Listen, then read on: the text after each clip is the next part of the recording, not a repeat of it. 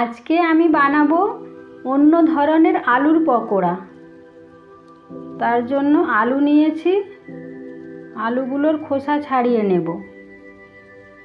সব আলুগুলোর খোসা ছাড়িয়ে নিয়েছি। এরপর এর থেকে একটা একটা আলু নিয়ে একটা গ্রেটার দিয়ে সরু সরু করে লম্বা লম্বা করে আলুগুলো ছিলে নেব। এইভাবে একবারে সরু সরু করে ছিলে নিতে হবে। সব আলু ছেলা হয়ে গেছে। এরপর জল দিয়ে আলুগুলোকে ভালো করে পরিষ্কার করে ধুয়ে নেব। এইভাবে ধুয়ে নিয়েছি, দেখুন কত সুন্দর লাগছে আলুগুলো দেখতে। এর মধ্যে 2 চামচ কর্নফ্লাওয়ার দেব, অল্প বেসন দেব, বেশি বেসন দেব না।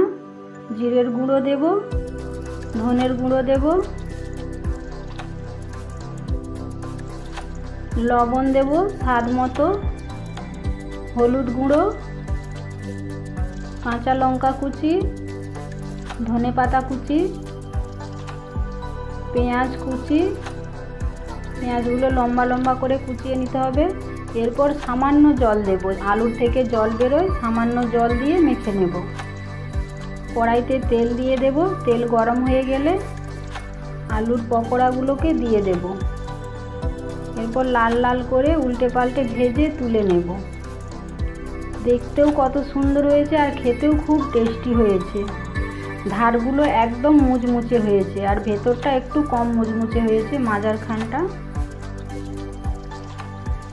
খুব টেস্টি হয়েছে, যে কোনো সসের সাথে খেতে দারুণ লাগবে। তৈরি হয়ে গেল আলুর পকোড়া।